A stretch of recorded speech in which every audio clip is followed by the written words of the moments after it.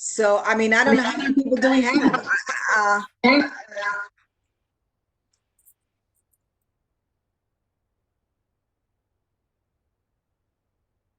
Marie, can you tell how many participants we have? 15. How many? 15. 15. 15. And they're all the part of the board members.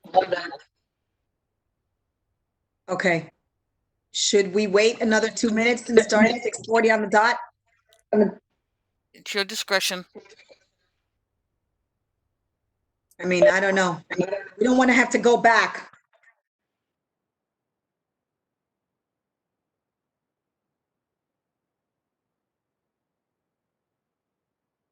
Let's give it till 6:40. William Vega. Hi, William.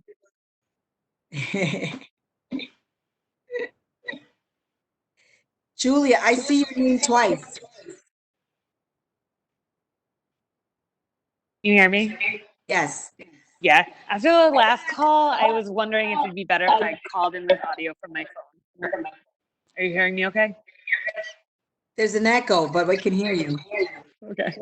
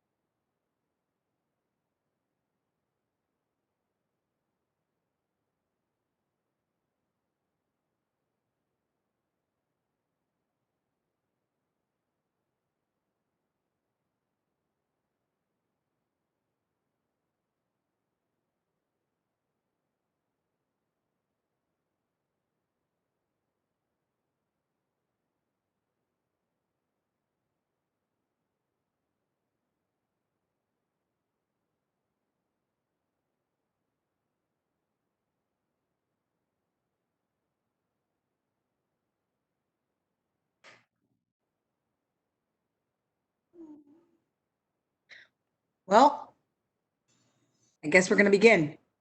So, good evening, everyone. Those that are present tonight. I can't see everyone because I don't know. I don't know if it's my computer or if it's just the way that this is set up. So I can see 6 people. Thank you for coming tonight. Thank you for supporting this this effort. It's taken a long time, and I think most of the people that are here tonight are those that have actually made it throughout this whole period with us meeting, having those bi-weekly calls on Monday nights and ensuring that we were all on the up and up, following through with what we recommended was going to be delivered to the community board. And that is, and we already met one of the deliverables, and that was the handbook, which I have my handbook, and everyone else, every single board member received a zoning handbook, and that was very good. And the book, by the way, is excellent. Thank you so much. The next was actually this research, this study that was conducted, this assessment, the zoning assessment that talks to Williamsburg and Greenpoint, the areas covered by Community Board 1. And this is why Hester Street is here today. And I'm sorry I wasn't able to actually talk a little bit more about it yesterday, but that was my fault. I'm going to own it. I wasn't able to present to the full board and talk to the extent that this committee has actually given up its time to make sure that this happens and that this discretionary funding allocation was spent wisely and speaking to the requests of the entire community board 1 and what they recommended and approved as what they wanted to see happen. And I just hope that folks support it and show up tonight, not just us, because we are, we're the members of the committee. We made sure that we invested our time in making this happen. And it's not necessarily to benefit us, but it's to benefit every single member of this community to know exactly what recommendations are being made in the land use committee once they go forth to the full board, what the reasons are for making those recommendations and what it is that we're talking to developers about and what we are allowing developers to bring to us. And I say allow because it's a process, right? I mean, they can very well bypass or step on toes and proceed on to the next level. But it's good that they hear from the actual members of the community when they come in and ask for variances because they're asking us a favor. And it's not that it's an exchange, but what are you giving back to this community for the benefit that you are going to gain, which it's usually a really big gain. And the members of the community are the last ones to usually benefit from what they bring. So with that, I don't want to say much more because this is actually Hester Street show tonight. And I just want to introduce Julia Lundgren. And before I do that, I want to thank again the members of the budget committee and the members of the land use committee that stuck it out throughout the pandemic, that made the calls, that made the meetings. Even before the pandemic, we were going to community board. We were meeting with Hester Street. Hester Street was coming up. Hester Street, and thank you guys as well for putting up with us back and forth. But it's just, and community boards are funny entities, but it's because we owe ourselves to the residents of the community. It's not something that we're gaining anything from. We just want to make sure that we get what we deserve we're vested and we want to make sure that nobody comes in and tries to take advantage of what we have without giving us something in return. Because we ain't leaving. At least I ain't leaving. So with that said, thank you to the committee and Julia Lindgren and Cesar Messias, I'm sorry. I don't like the chop up name. Julia Lindgren, Cesar Messias from Hester Street Collaborative are going to take it away with their presentation of the findings of the zoning assessment conducted for Williamsburg Greenpoint. Thank you very much. Thank you, Maria. That was a great introduction. I love your passion. So I just want to kind of briefly, I think most of you probably know Hester Street is a nonprofit design development and planning organization. We provide technical assistance to really nonprofit community-based organizations as well as government entities here in New York City and then more and more across the state and nationally. We were hired on for this project to do a couple of different things. One was to put together a series of zoning guides, kind of like quick, easy to understand guides that can be downloaded from your website or shared online or printed off that kind of give background information about some key zoning concepts, including things like what is a community board, what's its purpose. Our second task was to dive into a series of case study sites around the Williamsburg Greenpoint area and kind of assess them from a zoning perspective, development perspective, and to really evaluate them based on CB1's priorities. And then the third, which we're going to talk through today, is like zoning 101 training, something that can be shared broadly to kind of understand the importance of zoning and basic terminology and how that applies to the local community. I guess so with that, I'll turn it over to Caesar.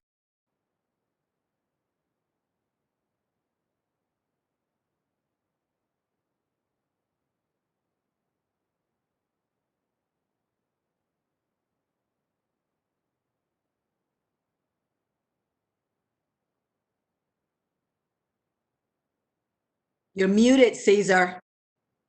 Wow.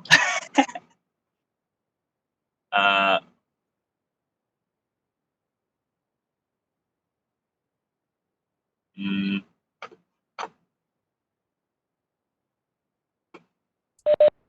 Caesar, you're unmuted. oh, thank you. Can everybody hear me? Yes. Okay. Thank you guys for coming. The purpose of this presentation is to understand what zoning is and why it matters, build familiarity with zoning terms and processes, identify opportunities to advance community priorities, and empower residents to get involved in public processes. So first, a large overview of what zoning is. Zonings is a regulation that determines what development and activities are permitted or prohibited in an area. Zoning has a large impact on our daily lives and affects the visual character and lived experiences of the neighborhood. So zoning has two fundamental components. The first determines where each type of land use, whether it be residential, commercial, or manufacturing, can go, and what can go together and what should be separated. So residential mixed with manufacturing can get a little troublesome because of pollution. So things like that. The second is the overall size and shape of the buildings. That means its height, like the bulk, which means like the massing itself, the setbacks, the required parking, and the type of building, the amount of open space it needs, etc. And if you see around, you can see like what kind of questions rise up from, like come out from there. So like which neighborhoods are low density, which neighborhoods are high density, what type of building can be built, and how much of a plot of land can be built on. And because it's such a big determinant of the urban fabric, it also has an impact on racial equity and public health. So zoning can, as I mentioned, zoning can influence how neighborhoods feel. So it could either, depending on the zoning, it could be midtown, 50-plus story high rises, or it could be the suburbs of Long Island. It could also affect where people can live, and that's based on density.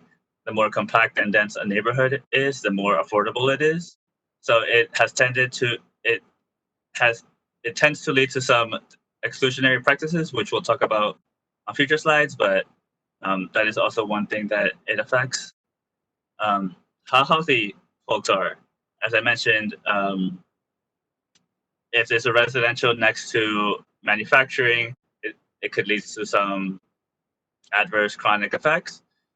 It could also, if there's like highways, that also affects the health and livelihood. How many residents there are also means how many like supermarkets there are in the area.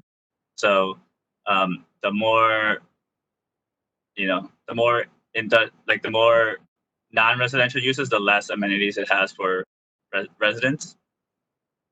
And most importantly, it impacts how we interact with the built environment. When we drive, do we have to drive to get anywhere, or can we walk? And when you walk, do you have to cross 8 lanes of traffic or 2? So this is just going to be a moment for all of us to question how does zoning impact your neighborhood, and what changes have you experienced in your neighborhood over time as a result of zoning. You guys can feel free to add those comments in the message section if you guys want. And also just want to give some space to see if anybody has any questions on what we've talked about thus far.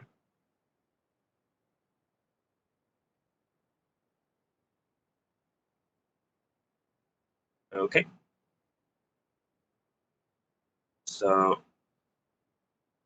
with that, I will go to next slide, which is the history of zoning. So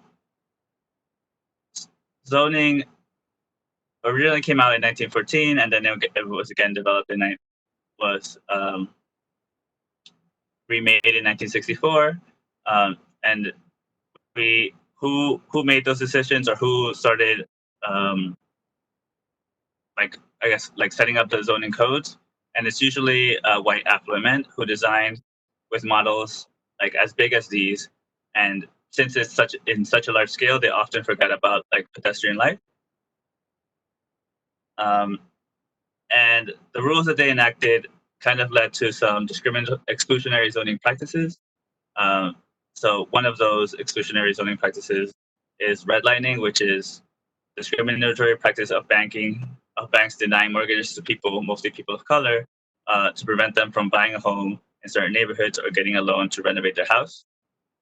Another is income restrictions, since since the suburbs were like the new American dream, and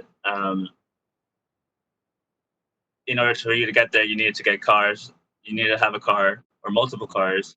You needed to pay higher property taxes and things like that. It often limited entry for low-income people, again, traditionally people of color, to start entering those types of neighborhoods. And that has created severe segregated communities, and that still persists today. So this map shows the distribution of races in New York City in 2016. And as you can see, there are pretty clear lines as to where white people are versus Black, Hispanic, and Asian. So we are still feeling the effects of the zonings, that regulations that were enacted in 1964.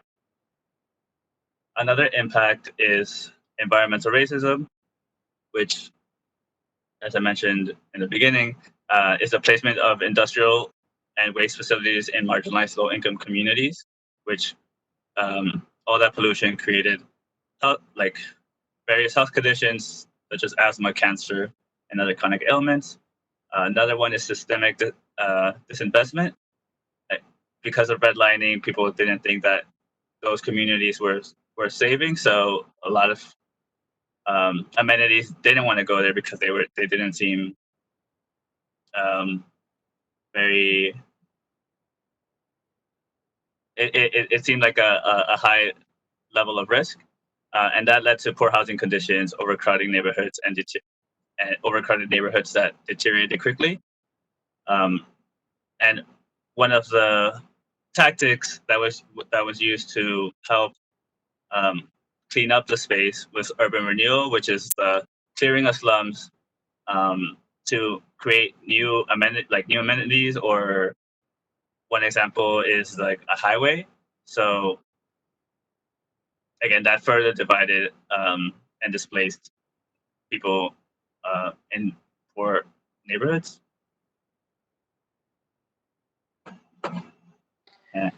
So in order to kind of address many of these concerns and injustices, there's been a real push to do things a little bit differently. For the past, several decades, certainly going on today, community participation in these processes is key. The shape and the design of neighborhoods deeply feel that it is something that should be informed by the folks that know their communities best, and that is the folks that live in those communities. Things that are happening right now are a diversity inclusion is kind of raising to the surface as a priority, really recognizing the intersectionality of the urban fabric and incorporating more voices in the design and rezoning of our neighborhoods. Also spearheading and designing community-led practices, and then going back to kind of like long-term grassroots organizing to really amplify and elevate the community voice in this process. This is happening. Caesar, you can go on to the next slide. I think it's still definitely a work in progress. The city has, over the course of the years, experimented with many different versions of community impact and community-led rezonings. And so, the city has tried things where community boards are working in conjunction with city officials to co-design rezoned areas. They've done processes where the community boards have led rezoning processes, and then those recommendations have directly fed the recommendations that the community board, that the city is putting forward. And these sort of models continue to iterate and evolve through time. If we go to the next slide, in addition to really communities speaking up, the city is also listening in some ways and working to alter their processes for rezonings When Mayor de Blasio came in, he had a giant goal of, preserving or adding 300,000 units of affordable housing. And one of the big ways that his team was looking to do this was through rezonings. I think to date, the de Blasio administration has overseen 6 neighborhood rezonings, I think to differing levels of success, and has another 15 in the pipeline, some of which have been on hold due to the community really articulating that they need to take a step back. Next slide. I mean, zoning is an incredibly powerful tool. It really does restrict or encourage different levels of uses, especially at the neighborhood scale or a portion of the neighborhood scale, has tremendous impact. There are many examples of rezonings or rezoned areas that have resulted in really beneficial developments that have impacted neighborhoods and their residents. And this is just like a handful of impacts that have come out in the recent years. Some quick examples: Harlem and 125th Street as part of the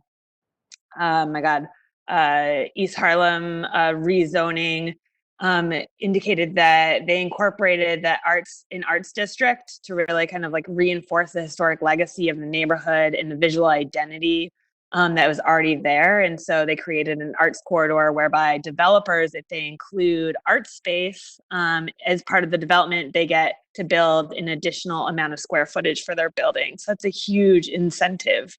Hudson Square did something really similar. Instead of arts organizations, it was with schools, public schools. And then there's things like the Fresh program, which is something that's been implemented in all boroughs, I think with the exception of Staten Island. And that is zoning and financial incentives for large grocery stores to be incorporated into underserved areas, typically areas that are really food deserts and lacking any fresh produce. So those are some examples of the ways zoning can kind of be tweaked and worked to really match community priorities. So I guess pause there for a minute if there's any questions. All right, go for it, Cesar.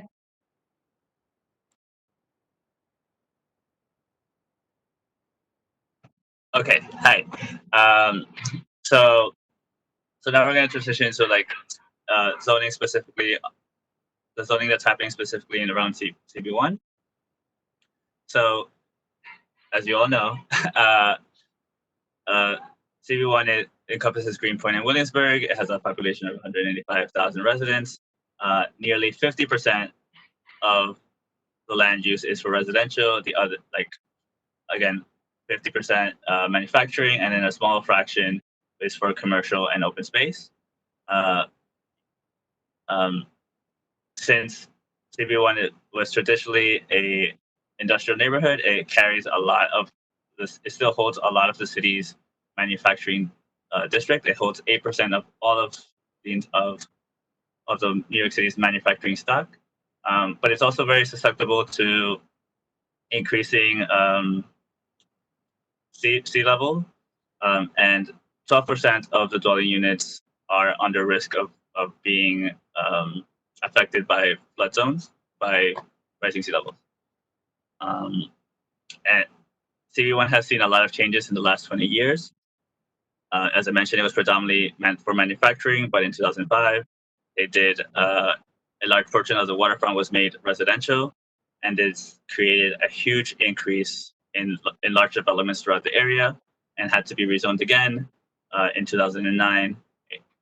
So it could be more contextual and really better preserve the neighborhood character. And we see the changes on the ground. So commercial, like spaces that used to look like on the left, now look like spaces on the right, which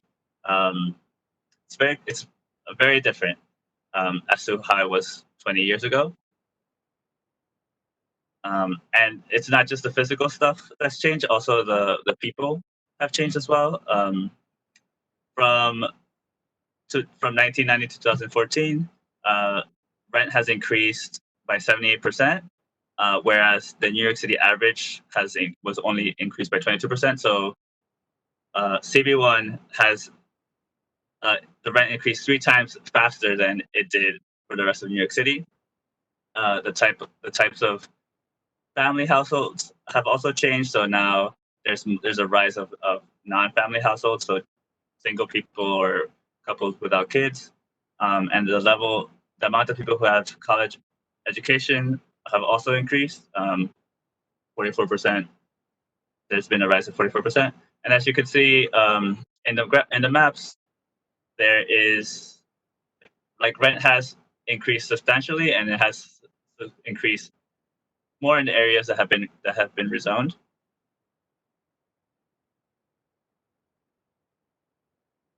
That's Yeah, and I mean the CB1 is certainly very familiar with this kind of change and has played a fantastic role from the community side and overseeing and advising on that change. CB1 is one of 59 community boards across the city. Every single one has, the ability to have up to 50 members appointed by the borough president and also nominated by local council folks. Community boards are really seen as the level of government that is the voice of the community. And you're constantly, you guys know this better than anyone, constantly engaging the community. You kind of are the front help desk of the community. People come to you with questions, concerns, and you really help steer them in the right direction.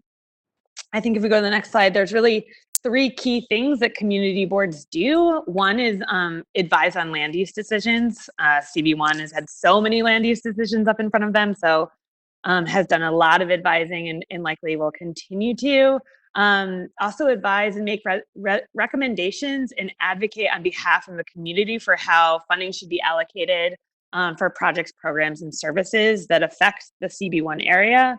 And then the third thing is really handling kind of the day-to-day community requests or information that folks may want to see. So that, again, that like 311 almost help desk is the role. For the purposes of kind of this next section and what we were hired on to do, we're really going to be looking at these 3 things, and these are kind of the 3 ways that CB1 touches land use. One is through the Uniform Land Use Review process, commonly referred to as ULURP. This is a process that takes place for many different reasons. It's very extensive. We'll get into it a little bit further. The second thing is they advise on special use permits or zoning variances when individual lots are requiring something that is different than what they're allowed to build by city law as of right. And as of right is a term you hear a lot, but without having to come to a community board or the city and to request for some sort of exemption. And then the third is that community boards have the ability to bring their own development plans to the table into the city and to kind of advocate on their own behalf. This is an avenue or an aspect of community boards that is typically not frequently leveraged, and that's because, as we'll get into it, the ULURP process or the Uniform Land Use Review process is so extensive and really does require a financial chunk of money in order to get through the whole thing, from an environmental assessment all the way through the city ratifying it officially in their plans. Something that CB1, through all of its work to date, has done a fantastic job is articulating community priorities. And these community priorities are things that really help guide conversations and development decisions when folks are coming to the table with projects for review. CB1's goals kind of fall generally into 4 buckets: balanced development, meaning, a healthy mix of industry, manufacturing, jobs, housing, and then also preservation. The second is affordability. And so affordability of housing, not just that there is affordable housing, but then there's also affordability at the level that addresses Williamsburg and Greenpoint demographics, levels of affordability, and then also affordability in terms of the services that make living an affordable thing in neighborhoods. So you're not having to go to a different neighborhood to go get groceries, but you can kind of live within the community that you're located. The third is diversity. So diversity of commercial spaces, mixed use, and diverse representation of community residents in decision making. So diverse group of folks who do things like show up to CB1 meetings, for example. And then resiliency, being right on the water, having, strong attention to sustainability with flooding, sustainability in terms of infrastructure. You have many infrastructure projects or changes taking place. And then also things like green space and the like. So those are kind of the goals at present. And it really is up to the larger community and CB1 residents to get involved. The more folks are involved and civically engaged, the more the neighborhood is going to reflect the needs and priorities of the folks that live in it. So things like, calling your community board, asking questions, getting to know the folks who work there, attending monthly meetings, also speaking at monthly meetings and sharing your voice, becoming a member, and you all are very familiar with this, and joining a committee. So those are some of the ways that folks are encouraged to really get involved. Any questions thus far? Okay. So we're going to spend a little bit of time here next just talking about some basic zoning terms and tools. These are terms and terminology that you're going to hear and probably have heard at many community board meetings, certainly when development projects are being assessed. As Cesar previously mentioned, zoning district regulations dictate a ton of different things. This is kind of like the general list in terms of what zoning dictates, like how that block or that site is used, how much you can build, how densely you can build, how many units you can build on the site, what the building generally looks like in terms of setbacks from the street, how much light needs to kind of enter the building, required parking if it's in a space that requires parking, and how much lot coverage area or kind of like green space or open space is required per a development site.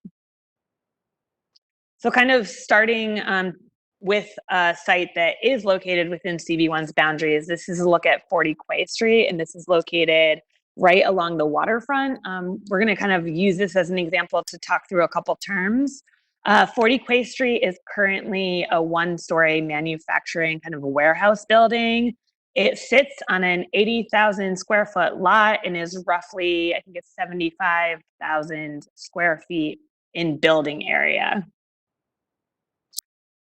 So the way that zoning shows up is it shows up on maps. The map on the left is a zoom in of the city's zoning map on this area. The areas in kind of the orange color are residential districts. The areas in red are commercial districts, and those are located along key corridors. And then the purple area is the manufacturing district. 40 Quay Street is interestingly situated kind of like at the nexus or the intersection of some of these different zones. So it's actually zoned as a residential use with a commercial overlay. And the way that shows up on zoning maps is the use, so residential, commercial, and manufacturing is the first kind of like letter in the way it shows up. So R for residential, C for commercial. And then the number that follows is the intensity of use. And then the following letter, if there is one, is required parking. So this kind of gives you a broad kind of spectrum in a very graphic way of what those intensity of uses look like. So one would be kind of like the lowest intensity up until in the residential category R10, which is going to be the densest, highest use for the site, the most number of people. The items that are highlighted in blue here on these diagrams are the zoning that is found within CB1's boundary area. Again, for this site in particularly for Quay, you can build up to R6 and then with a commercial overlay.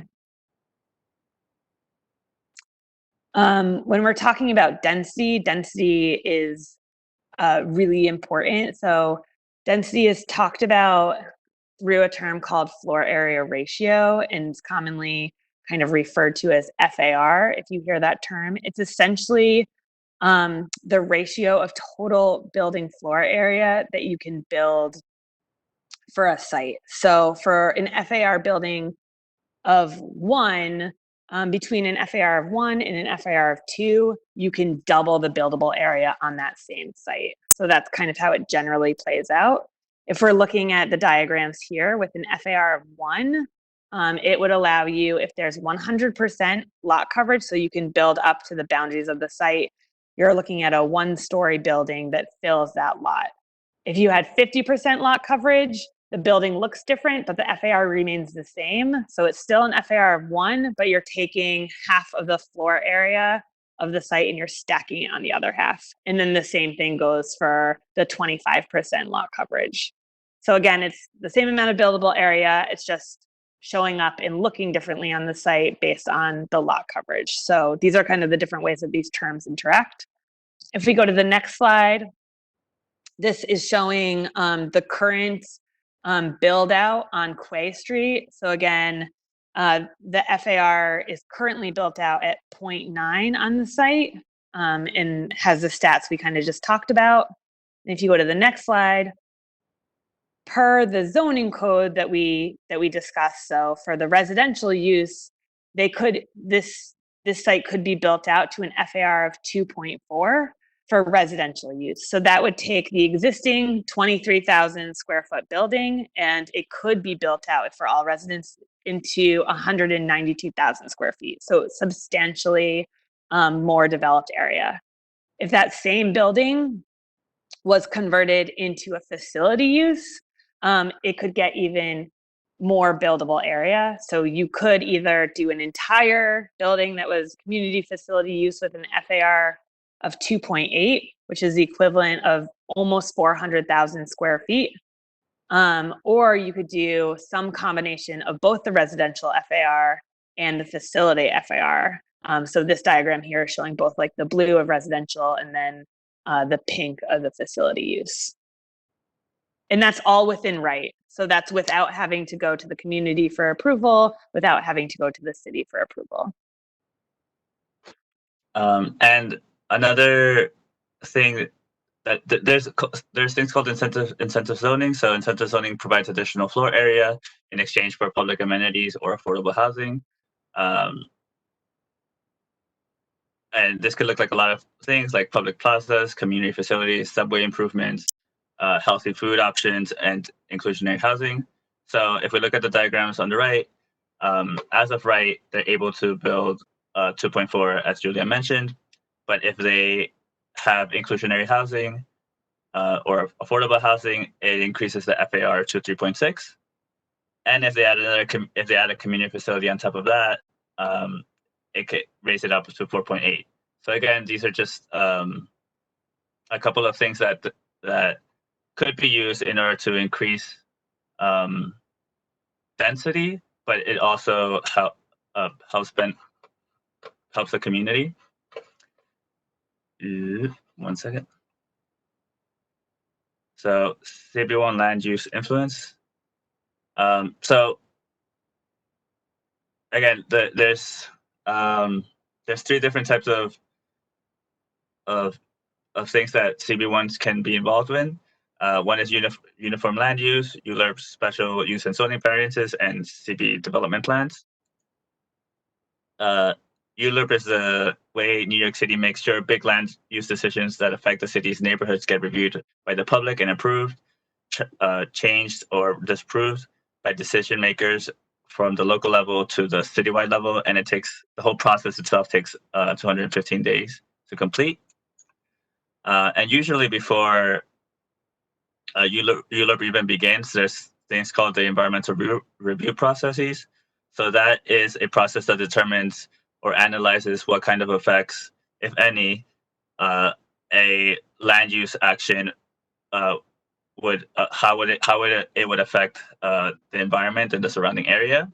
So some components of that includes, like, again, land use, like how does this building affect the surrounding buildings? Will it bring any hazardous materials? How will it affect transportation, air quality, noise, neighborhood character, shadows, mitigation, public health, etc.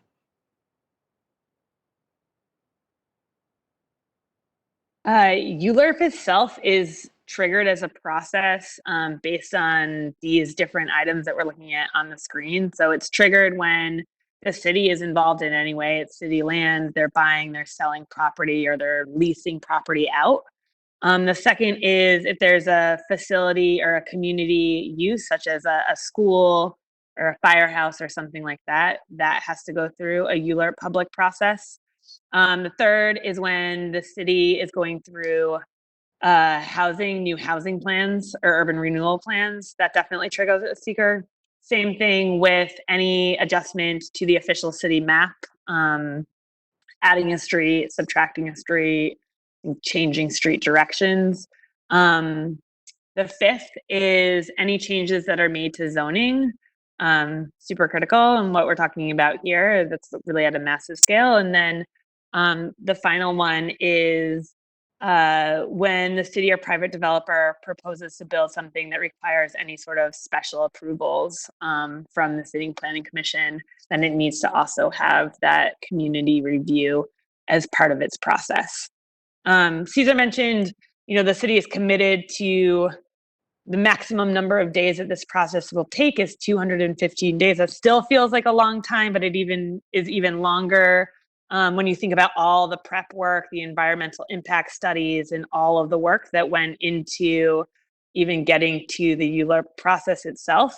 In general, it starts with the Department of City Planning instigating a ULERP process, makes it official. Then it goes to the community board. When it gets to the community board, again, it usually has already had some interaction with the community board in the pre-planning phases, but this is an opportunity for the public to really weigh in what they like about, what they don't like about it, and give a recommendation that gets passed along to the borough president's office. The borough president has 30 days to kind of do the same before kicking it to City Planning Commission. The City Planning Commission has additional public hearings that last 60 days. Sometimes the community board is looped back into the process at this point, or asks it for additional information or to weigh in on this kind of like additional questions. Then it goes to City Council for another 50 days, and then finally to the mayor. So a lot of procedural work and a lot of different checkpoints with the community. Really the best way, there's no best way. The best way is to participate in the process, but perhaps the most impactful way is to engage with the ULERP proposal before it actually becomes a ULERP proposal. Once it's in the ULERP cycle, it's kind of an automated process that will move forward. So there's less time for kind of like massaging and working through things as you have before it even goes to that phase. As a community member, you can really be involved in many different ways. In the preliminary phases, you just get educated, attend local meetings, you can organize around certain issues that the community feels really strongly about, and you can share and voice your thoughts and opinions.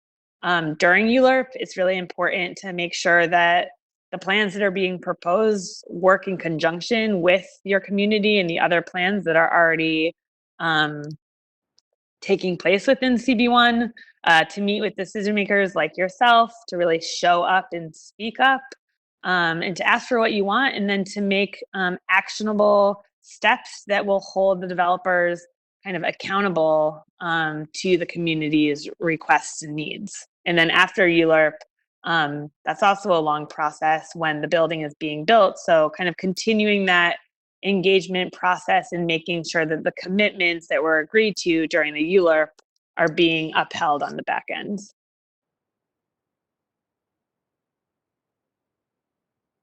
So another thing that CB1 deals with, or community boards deal with, is kind of like special permits, zoning variances, and things like that. So one of the things that we're going to talk about, one of them is like air rights or transferring air rights. And what the one way of doing that is through a zoning lot merger, which is the joining of two or more adjacent zoning lots to allow for unused development from one to shift to another. And when that's not possible because they have to be connected, The other one is called transferable development rights, which is the same thing, but when zoning lot mergers aren't possible. And this often happens like with landmark buildings, since they can't really change. They're gonna often take those air rights and transfer them to another building. So if we go back to 40 Quay Street and we include the adjacent lots, so on the right it's the existing conditions. If since a lot of the FAR wasn't used because it was a 2.4 and the building only occupied 0.9, that means that it still had 104 square feet of air rights. And if the adjacent lots took that on and decided to develop a brand new building, they would be able to they would be able to build without those air rights would be 183, but because they've absorbed those air rights, it's 288. So that's a lot of of air rights. And this is assuming this is using like all of the incentivized zoning, so community facilities and things like that, like using the FAR of community facilities, which is a lot higher than the residential or MIH, etc. And the other one is like zoning lot merger. So if this became a giant super block, how would that be developed? And as you can see, the max area went from increased to 570,000 square feet, and that's a ton, and that's like a monstrous building right there.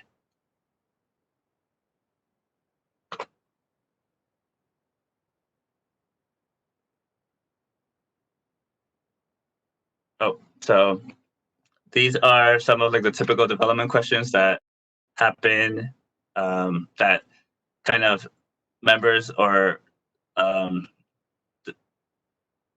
members usually like come into contact with, which is like what percentage of residential projects is affordable, what levels of affordability will the project include, the area's median income, what community amenities will be provided, how will the community's amenities advance CB1's priorities, how will the project enhance neighborhood characters, what are some local hires, MWBE project requirements, and what additional CB1 priorities will be affected by this variance. So looking at another case study, which is 305 River Street, which is it's a major project that is currently being proposed in CB1, and it's this massive development on a former Con Edison site.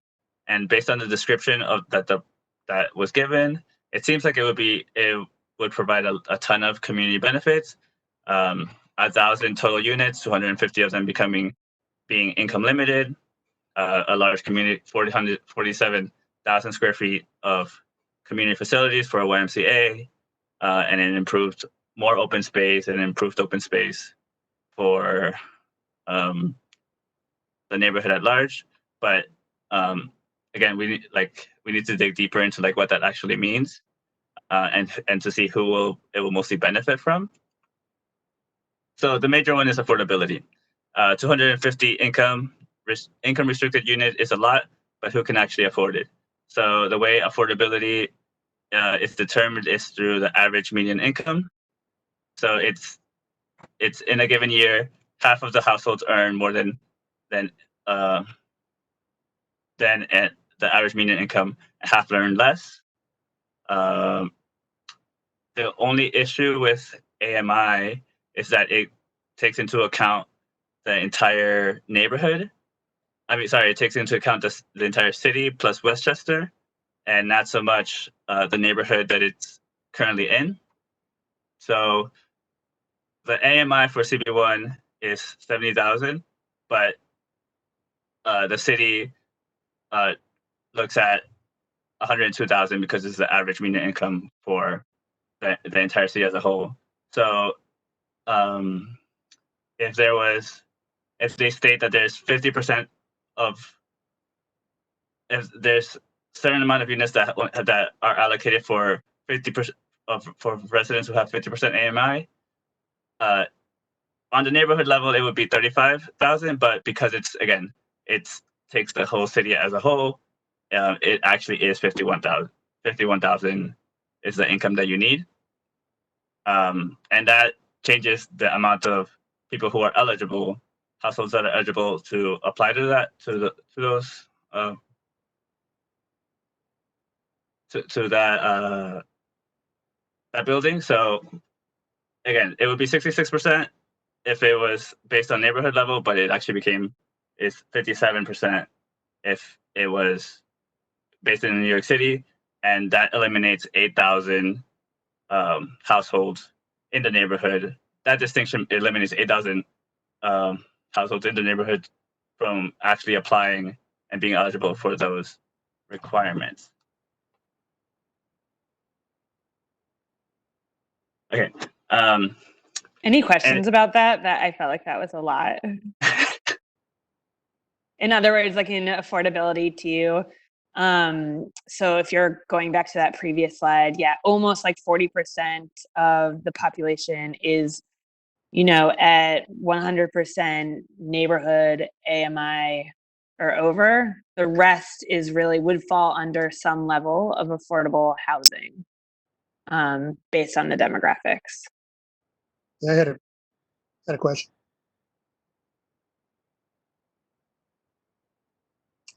Can you hear me?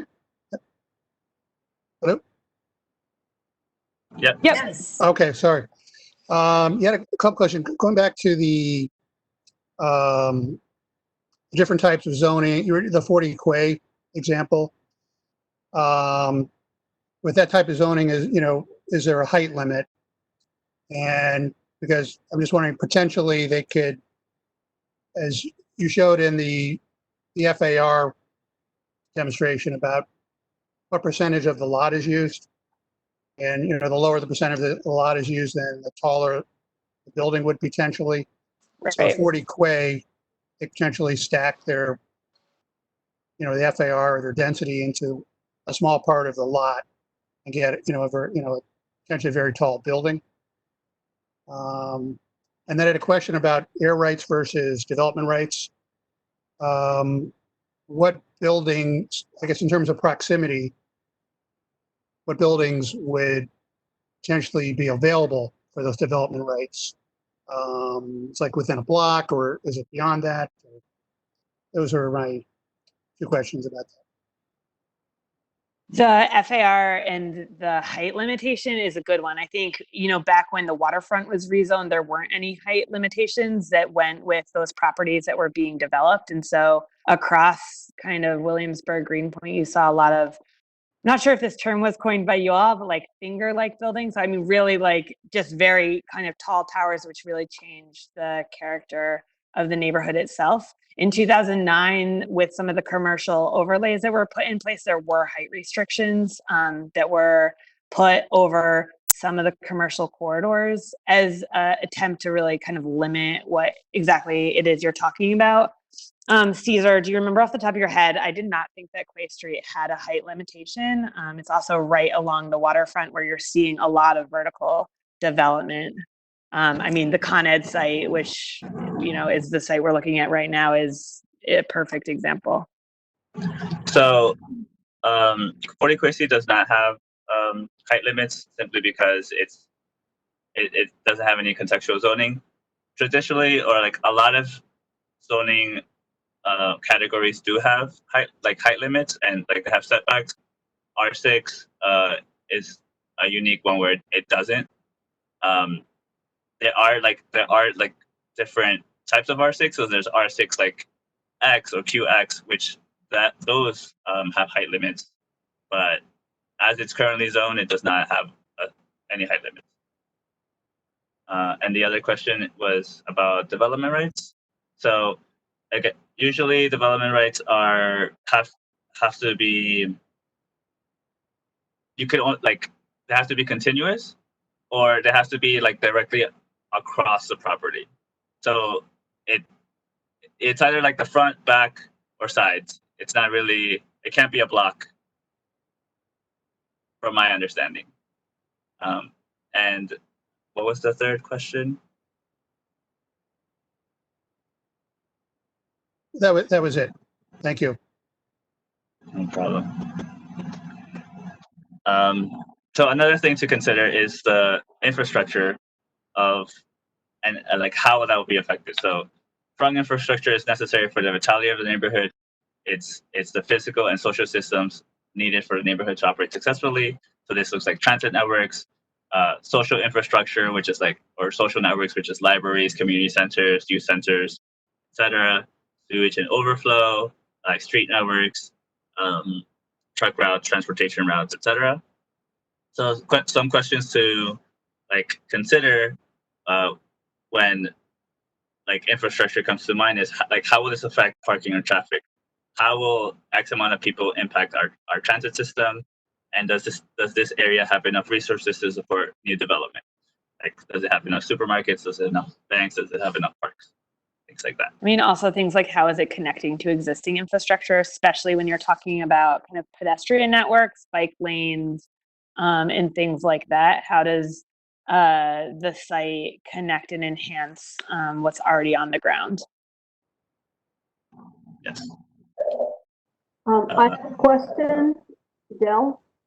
When you were looking at the infrastructure and the Con Ed, what we call the Con Ed site, did you have any thoughts about how that would affect and interact with the infrastructure that we have?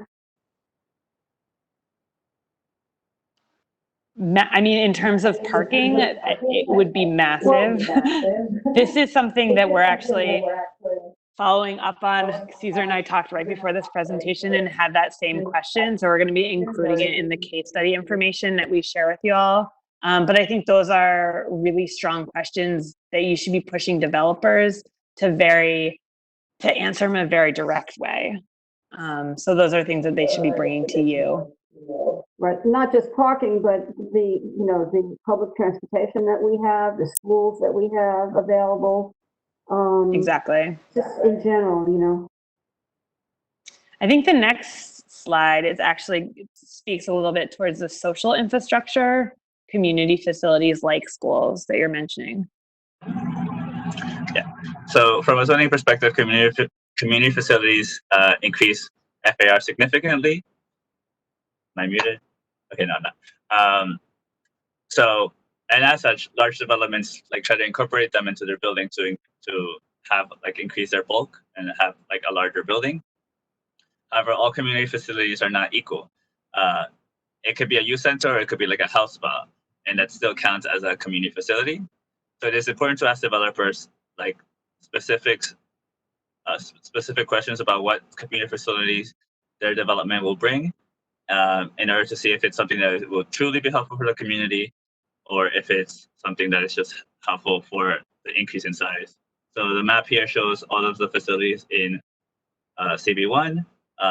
It has a ton of educational, child welfare, and youth services, but it has very little public safety, emergency services, and administrations of justice. So questions to consider when a proposal comes into mind and that has community facilities is what facilities are missing in proximity to the site? What existing facilities can you partner with? As in, like, if there is if they are having a community facility, can an existing organization move into that space rather than just bringing a new one in? Which population groups aren't being served, and what neighborhood priorities would this facility address? The other one is open and green space. Open space is required for residents to have a healthy and more enjoyable life. SCB1, it was traditionally more of a manufacturing district, and not a lot of people live there. Parks weren't seen as essential. So currently, CB1 has 1/3 the amount of space compared to the average found in other community board districts. So CB1 has 0.5. New York City as a whole has 1.5. So questions to consider on this end is like, who is this park for? What types of users will it attract? Is there concentrations of parks in the area? And what types of programs can be held there? And does the park feel private or public? Another thing is location, right? The denser, the more people there are, the more open space you need. So this map here shows the population density of CB1 and where the majority of the parks are. As we've seen in current developments through the case studies, like the waterfront is being developed specifically on the north side, which doesn't have as many people as it does on the south side.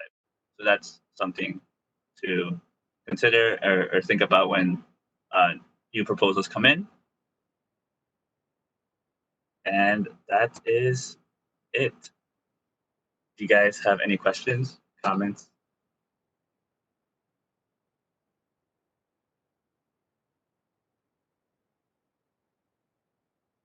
I Yeah. have one more question about the affordability and just a general, what your general sense was with respect to the applicability of the affordability that the Con Ed site would be giving to this community, and whether it needs to be meaningful for the actual median income of our community.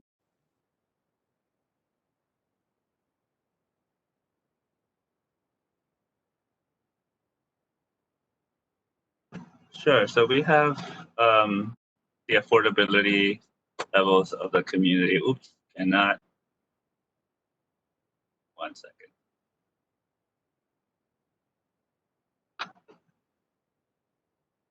So if it was 30% AMI, it would be the average median.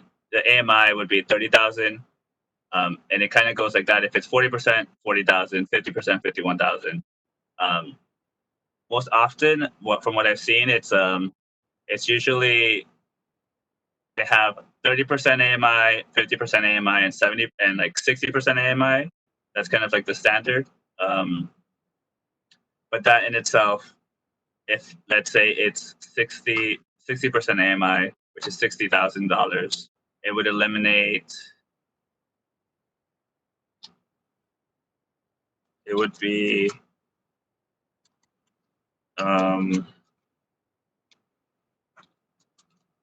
it would 43% of that population would not be a lot. Wouldn't be eligible for that if it was. Yeah, so things like that. I think in our experience, you're always going to want to really try through different means to get more low levels of affordability into the project. And there's always going to be that pushback. So that's like one of those negotiation points or a request that y'all have. If you give on X, you're expecting to see, X number more of affordable units at this income level. It's hard when the site is being developed and is privately owned versus if the site is owned by the city, in which case there's mandatory inclusionary housing, in which case like affordability levels are mandated by the city at a certain scale of development. When it is a site that is a privately owned piece of property, those same levels of restrictions are in place. Caesar, feel free to add to that.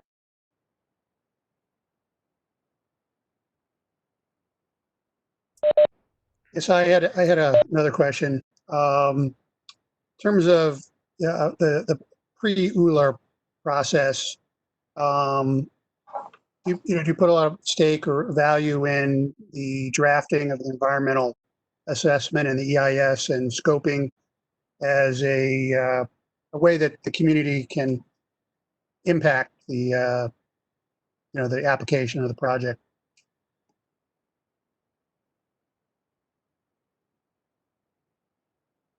Yeah, I was going to ask if you could talk a little bit about that too, our ability to get involved with that scoping. Thanks, Steve.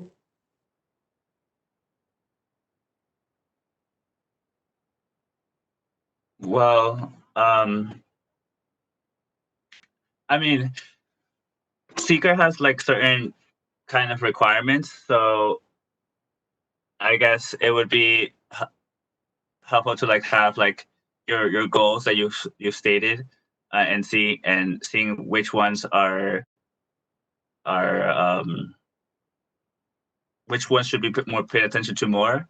And also one of the issues that we ran into in East Harlem was just that sometimes the assessment that they got was it didn't go into that much detail, or it didn't give importance to the pedestrian level. So it's helpful to just like read through that and really examine where who's it most useful for. I don't know, Julia, if you have anything to I mean, add. there's things in there like shadow studies, things like that definitely affect the pedestrian level, the street level in a real way. And so I think it's also evaluating the impacts that come out of the environmental assessment and saying, hey, do we have an issue with this or not? And raising those as concerns. That's like one example from the human side. Traffic would be another one. Like, how is traffic impacted through the environmental assessment? Those sort of things. So it's kind of like weighing in on what that report actually says, like what its evaluation is. And again, like CV's community boards can run their own environmental impact statements. I think this is like one of the biggest bottlenecks that probably should be addressed, is like the lack of funding for community boards to be able to engage this process fully on their own. And a seeker can run, hundreds of thousands of dollars. So it is no small investment. And seekers don't usually have they're mostly to inform. They don't weigh in on the project. Like they don't affect development at all. There's just like, this is what would happen. And then it's really up to the community boards to be like, this is an issue, or residents, or the general public at large to read through that and say that this is an issue. But the seeker is just to inform.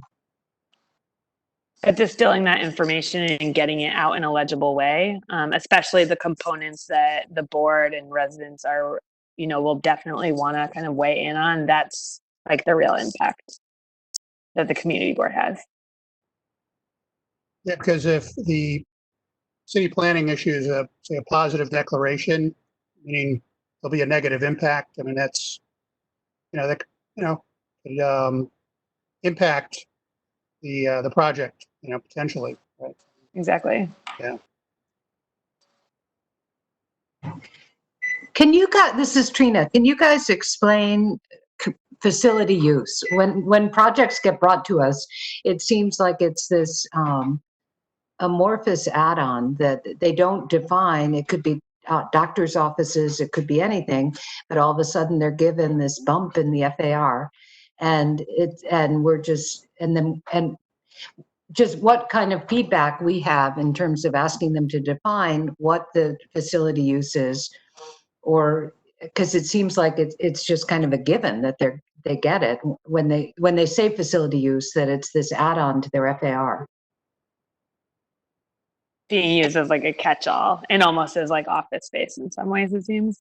I mean, I think you have full right to ask what their intention is. I think depending on what stage in the process, you might get a vague response. We always get a vague response. Yeah. I think it's really important to continue to bring that up over and over and over at meetings, and in having them even being proactive and say, these are whatever the X number of uses that the community has stated that they want to see in this portion of the neighborhood. It could be just based on the priorities that CB1 has already indicated. That would be like a next step in terms of just like putting it out there to what you all would like to see there. So just following up on that, does it make sense, given the values that in your presentation were defined as being the values of CV1, does it make sense for us, the land use committee, to have a checklist of things that we were looking for when developers come to us? Absolutely. Absolutely. I think that's a brilliant idea. I think the priorities are a start at it, but you could break down each one of those priorities into much more fine-tuned qualification statements, which I think would be really instructive. Can you hear me? Terrific. William Vega here. My question is, I have a lot of giant buildings where I live here in Williamsburg, and they were built up because they were supposed to have storefronts for, doctor's office or community related. I cannot tell you, I've lived here since 2005, and I could dozens of giant buildings, and all those storefronts have been left vacant. Is there any mechanism that we could, follow up, because they're just not renting them at all? And they fulfill their obligation to provide those services, that office space, especially in our time of diversity, to non-for-profits. So I see it all over, they're supposed to be doctor's office or daycare centers or community related. They're empty. Thank you. That's a great question. There are nonprofits that have the mission to do exactly what you just described in Brooklyn. I mean, that's like one way, one avenue in, I guess, is connecting folks with those services. So there's nonprofits that will essentially lease out for free vacant ground floor commercial spaces to arts organizations, cultural organizations as a home for free. I mean, the win for the landlord, one, they have to buy into it. The win for the landlord is that they don't have vacancy at the ground floor and that there's activity. It makes it more attractive, whatever the upper floor uses are, to whoever is occupying them. And then for the facilities that move into those, the organizations that move into those spaces, it allows them to have a storefront, a physical place, rent free, with the exception that should that landlord get a facility use for lease in that space, then that organization needs to move out. So there's some organizations that are beginning to do that. I know other communities, Lower East Side being one, where folks have taken more of a grassroots activation approach and have started to put more like visible signage up on those buildings. I guess my answer is there's not a really good mechanism through city government. It's more kind of like at the organizing and the organizational level to kind of fill those needs. But I mean, you can always like continue to call council people, but you guys are very fluid, I'm sure, in those sort of things. Thank you. Is there any way to hold people to what the claims that they made in their environmental impact statement? These buildings get built, that the environmental impact statements justify the kind of what the bringing through of ULURP of these giant developments. And then you look at how wrong the environmental impact statements were. Is there any way to go back and look at the environmental impact statements and just what's actually happening in our community as a result of these buildings? I think there's been a couple of examples of rezonings being put on hold for the reasons you're saying, because communities had said, hey, listen, you haven't evaluated the impact that this rezoning had on this other community, and it's incredibly different than what was projected. And we're feeling that the rezonings that have been put in place are hurting Black and Brown communities in particular, low income folks and the like. And so the neighborhoods have been able to kind of make the stance that this has happened in other locations, point to those locations, and then be like, we're not approving a rezoning in this neighborhood. But that is in conjunction also with city planning. It's like the age-old question, like we have all these great plans that go out there. I mean, and then who's evaluating it, who's following up? Things on paper look one way, but then things in reality look much different. And there's so many unintended consequences of all of these decisions because they have, I mean, I think as Caesar kind of articulated in the early part of this presentation, they have ramifications on really every facet as our life as city dwellers. Could you give us some examples of some of the communities and the community boards that have been able to Inwoods was put on hold. Inwood? So Upper Manhattan was one. I can send you some information if that's helpful, just specifically about that process. We didn't work on it directly, but I'm happy to share information. But is Greenpoint, Williamsburg looked at as a failed rezoning? As one of the problems that, I think that's like up to, like, I would put that question back on you all as residents. Do you look at it as a failed rezoning? I don't know, Some right? aspects. It's failed by whose standards, right? So it's a little bit from a perspective. Hester Street certainly has a perspective which is very grounded in historic residents and folks who have been in these communities for What is Hester generations and Street's generations. opinion? What is Hester Street's opinion on the Greenpoint Williamsburg rezone? Oh man, Caesar, what's your take? You open the door. Your take? Not fair. Yeah, I mean, it's definitely being aimed at newer, more affluent residents. The how do you call it? The Con Edison site is a key example. I mean, it looks great. It's definitely very attractive, but I definitely don't like if developments like that keep popping up. It's definitely going to be a tough situation, I think. My perspective. My perspective. I will tell you, Del here, I will tell you with respect to the people who put their lives, blood into this area, I think it's been a devastating situation. And I think it's one of the concerns that many of us have about the Con Ed site. And I didn't get the sense that your proposal really took a stance on the fact that it may be great for the upper income people, but what is this going to do for those people, the lower income people who are just desperately trying to hang on to stay in the neighborhood? And that is a huge concern, not just for me, but for many of us. I mean, it'd be interesting to use like Domino Park as an example. A study we did with Brooklyn Bridge Park, actually in conjunction with BPL, so the Brooklyn Public Library, who's putting a new branch in down there, was to really like assess who are the users that are actually using this space. Like how many are tourists, how many are foreign visitors, how many are from the adjacent like Farragut communities, which is a New York City kind of housing authority complex, huge amount of residents in that location, and in conjunction with all of the new development and gentrification that has already happened in the Dumbo area. And those are some of the questions I feel, I mean, well, I know that Two Trees has actively tried to look at the tried to engage the long-term residents so as to justify the Con Ed site. I mean, they've been working to get their stats in order about the community usage of that Domino Park so that they can use that to justify the rezoning of the Con Ed site. I mean, they know what they're doing.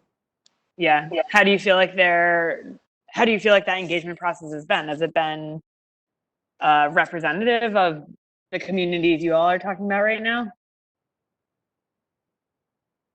I think they've actively tried to bring in, they've been working it.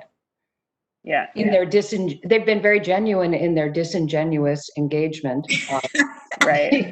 That's like classic, right? It's a huge frustration. No, they are formidable. They know what they're doing, and we need your help.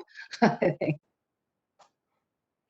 Yeah, one thing that I think that I just want to say I don't know that it's enough to say, well, people from the surrounding areas who have low incomes can and do take advantage of the park if the actual development and the project itself is going to further chase out and displace people, the people of those same incomes. I mean, we want to stop the displacement. if possible, at least not encourage it. I don't know if that's. Yeah, and also the way green spaces, public spaces are designed feel more or less welcoming for certain groups of the population, right? Like it's not a ubiquitous thing. Other organizations for engagement have requested that folks like directly provide transportation or rent a bus or things like that to get folks to community meetings, things like that, when they're not being like fully inclusive. I mean, that's like a very small component of the problem. Hello, William again. I just had, we had just local politics with, for state assembly, county committee members, district leaders. And we went to Domino's Park and a lot of these other areas. And, the majority of the folks don't live here. They're from other countries, so they on boat, or they just recently just came here. So they still haven't registered a boat. So, we were hitting the streets prior to COVID-19 and doing texts and phone calls. And a lot of the folks that are using these facilities aren't long-term or aren't really Brooklynites. That's all I'm going to say. So when it says it's benefiting the community, I don't know about it. All these activities for children's soccer, one of the parents went there. None of them were really from Brooklyn. They were outside of our area because they wanted to use the facilities. I'm just saying, we have to really know for sure that the participants are from the neighborhood. And number two, a real commitment when they build these buildings extra 2 or 3 stories high, that they're really going to rent these offices to non-for-profits or something that's going to actually benefit the community. Because right now it's vacant spaces and our community is hurting with not lack of doctors. We have a lot of artists, a lot of good stuff. And these days now that we have to stand up and fight for our equity and for our neighbors that have been here fighting the battles, and then they can't live here and they don't have medical resources. I mean, we gotta step it up. That's all I'm gonna say. Thank you. Can I? Oh, go ahead, something. Can I have space? Now, something that I always felt, before becoming a community board member as a citizen, and especially as being a European first before, so I had a different experience. I always felt it's a philosophical, it's an ideological dilemma because I really have difficulty recognize city planning as an agency that should actually operate to develop an organic and a functional urbanism for the city and all the zoning, all the things we've been talking about before. And truly, I don't know what power do we have because we're talking about different things, but definitely it's a major issue. What I never understood, how is possible to accept that zoning before there are infrastructure done. I live in Greenpoint. I'm a Greenpoint resident. There is no subway. Today, there are no schools. There's a big issue with school. There was a site that was destined to become a school. It's a toxic land, and then there is an increasing number of residents, and this is the only thing that's never changed is allowing the developer to increase the bulk, to increase the number of residents that they're gonna live here, but infrastructure always have been put on the side. And something I always have difficulty, which of course I recognize that affordability is very important. And I believe the community, and especially this community board, every time has been taking a first position, affordability, but the only things has happened along the year, then without even entering how affordable or how truly affordable is something, what never changed because the equation always turned favorable to the developer. It's a mathematical calculation. It's never been taken away or through the 30 years tax abatement, but what it never changed is the number of residents that they are going to occupy or the number of residents that have come to occupy a neighborhood. And what never changed is the infrastructure, is the lack of open space. And I believe, personally, I feel it should be not a decision we should make because it's kind of like blackmailing. It's something, you give this affordable number of spaces and then you can put 50-story building. it's like accepting something that shouldn't be accepted. Maybe what is affordable should happen somewhere else. Should happen with the city taking independent action, not giving this to the private sector, which I believe has been failing and has power. We allowing them to manipulate this, and so I could talk for hours about this, but what I will always feel this big dilemma, of which I'm against the affordability. I'm not against, but I'm against a certain vision. And honestly, I study architecture, even if I became an artist and a designer. So I have some basic foundation, and I believe what is not happening is that having a city planning is really operating for the city and is really looking at the development of the city and the urbanism of the city is being an economic tools. And despite of the little infographic, there are ways that we have seen for decades, telling us why and that they can build and they cannot build, and it's a medical office at the ground floor and all the big narrative behind. The result has been devastating, and it will continue to be devastating until it will be a very strong, maybe opposition, and definitely, the mayor that we had, they have a large responsibility. De Blasio has been founding all his campaign on affordability, but is allowing at the same time to the developer and the lobby to exercise a tremendous amount of power. That's all. Totally. And we don't have any history of neighborhood planning at all. Like, the city doesn't do that. The only tools we have are these development tools, right? Which is no surprise, which speaks to exactly what you're just saying. It speaks to numbers and quantified results as opposed to qualitative aspects that really create healthy spaces. So what can we do? How should we, as a community board member, how strong? How strong can we go? What position can we take if we want to kind of lead some maybe very more extreme changes sometimes? I think it's really also relying in building those relationships with your council people.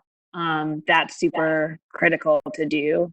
And actually, I don't know how strong your relationship is with your council members, but that definitely is like a direct way that some of these processes can begin to reform.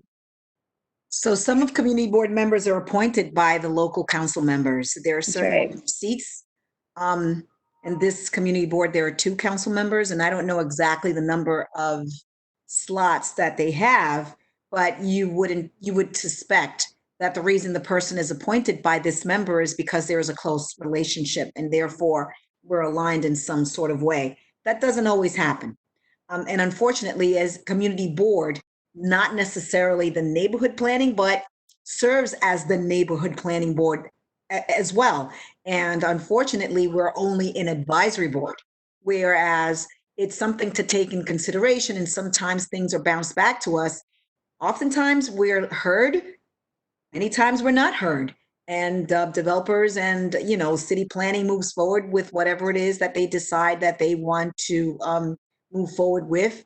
And it seems like, going through community board is just to fill the box, check the box and, yeah, you did that, but not necessarily taking in consideration the sentiments or the concerns that we've expressed. And going back to the question, which, by the way, Julia, you punted greatly to Cesar. I didn't hear exactly where his stance was, but I didn't hear your stance at all.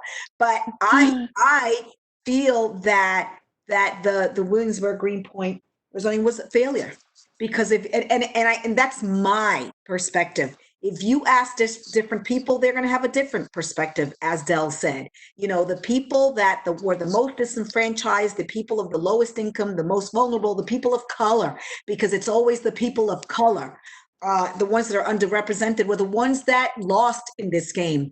Absolutely, sure, there are a certain number of affordable units that are given or, lotteried, off with all of these developments. But the reality is that there's a 50% preference for the folks of the community board. And then there's a 50%, there's the rest goes back to the entire city.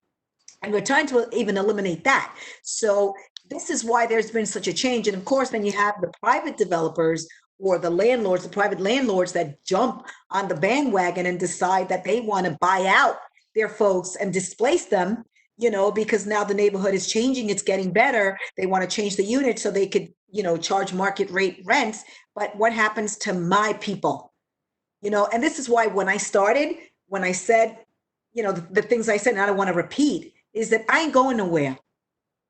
You know, I'm not, and I'm going to fight whatever it takes, because you got rid of more than 50% of my people in this neighborhood. And if I look to the left and I look to the right, what I'm seeing is not a face that looks like my face.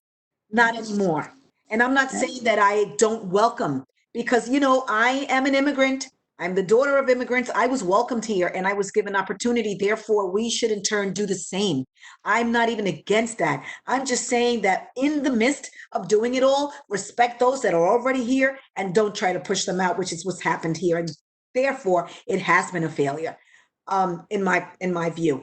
But I want to acknowledge that the chair has been sitting here and I didn't even know she was here, because of course I said I can't see the faces, and now I don't know what the hell I did, but I did something. So I can see faces. It's like romper room.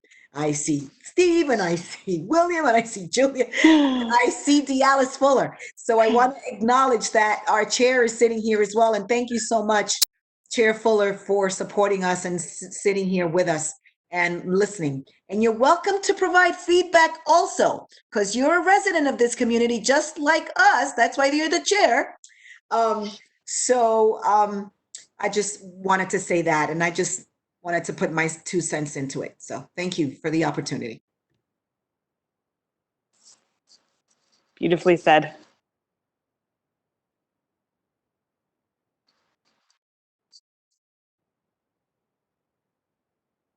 I think we're half an hour over, just to put that out there, not to eat into your evenings. I really appreciated this conversation. This was good. Are there any other final questions or comments? The community board also has our email addresses. If anyone would want to follow up individually, we welcome that as well. On our side, we'll definitely be following up with you, Marie and Maria, in the next day. Great. So I just want to thank you. And again, I want to thank you for putting up with all of our stuff throughout the months. It's not easy to work with community boards. Everybody has a different opinion, different, you know, but we have to come together and agree on something that is beneficial and useful for everyone. And this was a resourceful activity. I just wish that other people, more people, community people, not just board members, would have joined. Unfortunately, it didn't happen that way. I don't know. This is a community board that's very demanding, and this is what they wanted, and this is what we gave them. Unfortunately, COVID happened in the midst, but we still managed to get it done by the deadline, because God forbid we didn't do it by the deadline. Right, Jared? One question. Would it be a Maria, Dialis. Thank you for doing this. It's a great opportunity. I'd like to thank Hester Street for all the work that they've done with this. And hopefully this will be another tool in our toolbox to help our community board to be more efficient in the work that they do. And I just want to thank you and the committee and the office for all the work that you put into this. And I wish everybody health and safety. Thank you. Amen. Thank you, Madam Chair. So does anyone want to say, anything before we check out? Yeah, I just say, no, thank you, Maria, and all those who helped bring this together. And thank you, Julia and Cesar, for the presentation. It was very engaging. I think we had a good conversation. And yeah, I think it's, could be a good tool, to take with us. So Could I ask for one clarification, which Julia and Cesar, if we have issues that come up to our land use committee, would it be possible for us to contact you and ask you for some guidance? Yeah, I would see no problem with that whatsoever. I mean, we're two of Hester Street's employees. There's a whole team of planners and architects and organizers who work with us. So yeah, 100%. Feel free to reach out. That's great. Would there be a extra Thank you. fee for that, Julie? Julie, would that be an extra fee because your contract doesn't call for that? No, I mean, I was thinking, well, my interpretation of the question was just as things come up for like a little advice here or there, as you're facing decisions, can you reach out to Hester Street with a question or two? I'm not sure if I was interpreting that question right, but absolutely, we'd be happy Okay, to. long as we don't get a bill for it because we have no money in the budget for you. Just want to We've make been it very clear. slow with our invoicing. There's no more money in the budget for it. No worries. Thank you for the clarification.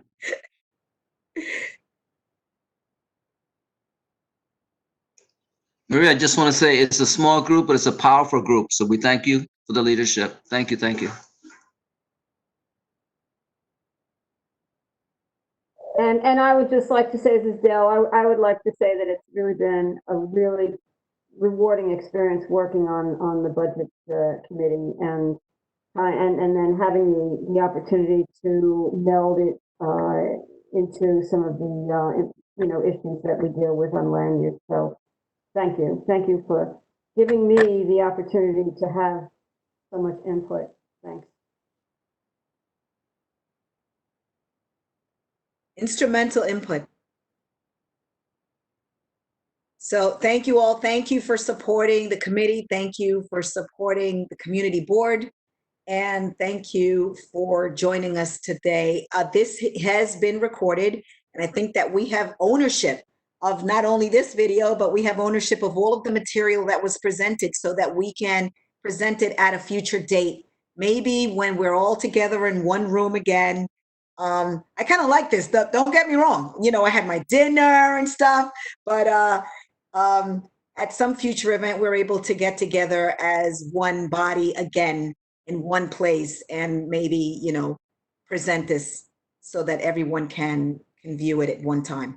So thank you, everybody. Thank you so much for coming out, and I'll see you next time. Thank you so much. Have a good night. Peace out, homies.